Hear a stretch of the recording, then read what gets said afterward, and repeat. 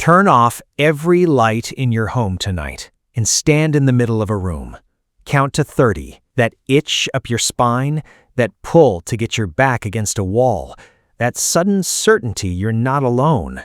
You didn't invent that. You inherited it from people who 2 million years ago were absolutely right to feel it. Here's the thing nobody tells you about being afraid of the dark. It isn't childish. It isn't a phase. It isn't a weakness you were supposed to grow out of somewhere between the nightlight and your first apartment. It's one of the oldest and most rational survival programs your species has ever run. And to understand why it's still running in a brain that lives in a world of street lights and phone screens, you have to go back to a time when the setting of the sun was, genuinely, the most dangerous moment of your day. And the strangest part? You don't have to take this on faith. This fear is wired, so deep that scientists can switch it on in a lab, in calm, rational adults, in seconds. We'll get to that. But it starts with a problem you've probably never thought about. You are a daylight animal. Look at almost any nocturnal hunter, and you'll find a piece of equipment you don't have. Behind the retina of a cat, a hyena, a leopard, there's a thin reflective layer called the tapetum lucidum. It bounces light back through the eye a second time, squeezing every last photon out of the darkness. It's why their eyes flash back at you in a beam of light. It's why they can see when you can't. You don't have one. Neither did your ancestors. Human eyes are built beautifully for the day, packed with cells for sharp detail and rich color, perfect for spotting ripe fruit and reading a face across a clearing. And the moment the light drops, that same eye becomes nearly useless. Our night vision is, to put it plainly, bad. We're slow, we're not especially strong, we can't smell a predator coming, and once the sun goes down, we're also mostly blind. And vision isn't just one of our senses, it's the one we live by. More of the human brain is devoted to sight than any other sense. We are, before anything else, creatures who believe what we can see. So when the dark takes our eyes, it doesn't just dim the world, it unplugs the sense our entire survival was built around and hands the imagination a blank page to guess what just moved. Now imagine being that creature in a world that did not have your back.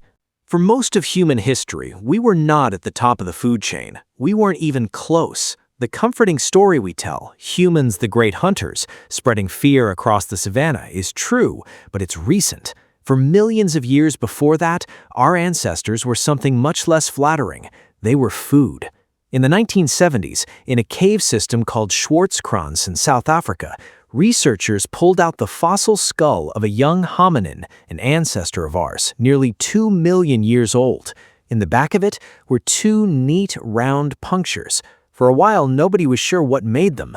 Then, someone took the lower jaw of a leopard and held its 2 canine teeth against the holes. They matched perfectly. That child had been killed by a leopard, carried up into a tree the way leopards still stash their kills today, and eaten. And here's the detail that should sit with you. It wasn't a freak event. Across these ancient sites, the bones of our ancestors turn up chewed, cracked, and dragged, mixed with the leftovers of big cats and enormous extinct hyenas. Some anthropologists call this idea man the hunted, the argument that for most of our deep past, being eaten wasn't a rare tragedy that occasionally befell early humans. It was a leading cause of death. And it wasn't only the cats. One of the most famous fossils ever found, the child of an even older ancestor known as the town child, shows damage around the eye sockets matching the talons of a great bird of prey. Death came from the grass, it came from the trees, it came out of the sky. There was no safe direction. There was only the daylight when at least you could see it coming, and the dark when you couldn't. Because almost all of those ground hunters shared one thing: the night. Leopards hunt in the dark.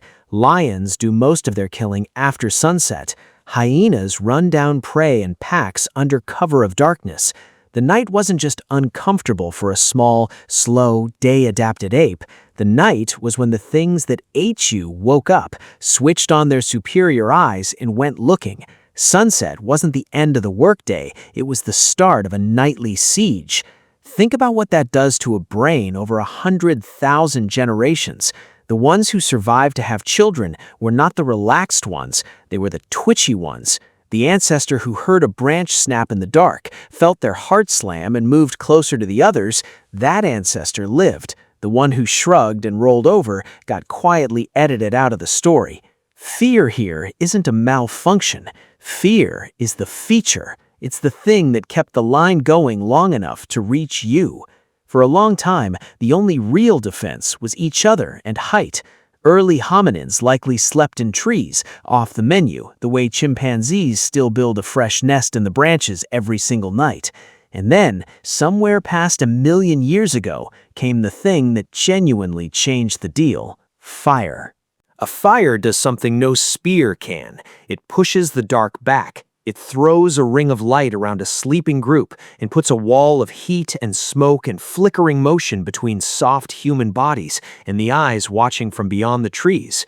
Most predators won't cross it. For the first time, the night had an edge you could hold. But even with fire, you didn't get to fully switch off. Studies of modern hunter-gatherer groups, like the Hadza of Tanzania, found something striking. Across a sleeping camp, people drift off and wake at slightly different times all night long. So at almost any given moment, someone is awake. There is nearly always a sentinel. Older members, who tend to sleep lightly and rise early, quietly take the dangerous dawn and dusk shifts without anyone ever assigning them. It's an unspoken rota, a night watch written into the way humans sleep. We never conquered the dark, we just learned to never fully turn our back on it. Now, the fair objection: maybe none of this is inherited. Maybe kids fear the dark because someone told them a scary story, and adults get jumpy because they've seen too many films. It's a reasonable thought. It's also almost certainly wrong. The fear of the dark shows up in children all over the world, across wildly different cultures, including ones with no horror films and no monster-under-the-bed folklore to soak up. It arrives on roughly the same developmental schedule, like a tooth coming in. That is not what a learned fear looks like. That is what an instinct looks like. And here's the part I find genuinely unsettling. In the lab, you can measure it. Researchers have taken ordinary adults, people who'd swear they aren't afraid of the dark, and simply switched off the lights. Then they played a sudden noise and measured the startle reflex, that involuntary flinch you can't fake or suppress. In the dark, the exact same person flinches harder, their threat system runs hotter. No monster, no story, no actual danger in the room. Just the absence of light and a nervous system quietly stepping up to high alert, because somewhere under all your modern confidence, an older part of you still treats darkness as the condition under which things go wrong. Darkness doesn't create the fear. Darkness removes the one sense you trust most, and your brain fills that silence the way it was trained over 2,000,000 years. Assume something is there. And once you know that, you start seeing the old code firing everywhere. It's why a child who has never seen a predator still needs nightlight to fall asleep. It's why every horror film knows the scariest shot is the one where you can't quite see what's in the corner of the room. They're not inventing a fear, they're renting yours.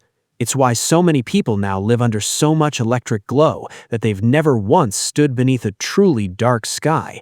We didn't just escape the dark, we've spent a fortune making sure we never have to meet it again. So let's step back. We did eventually win. We caught fire, then we caught lightning, and we hung it from the ceiling. We pushed the dark so far out of our lives that for most people watching this, real, total, predator-haunted darkness is something you'd have to drive hours to find.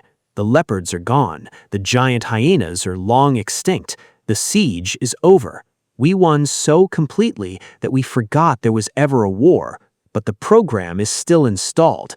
Evolution never got the memo that the threat is gone. It just keeps running the old code, because for nearly the entire span of our existence, that code was right far more often than it was wrong, and the cost of being wrong even once was everything.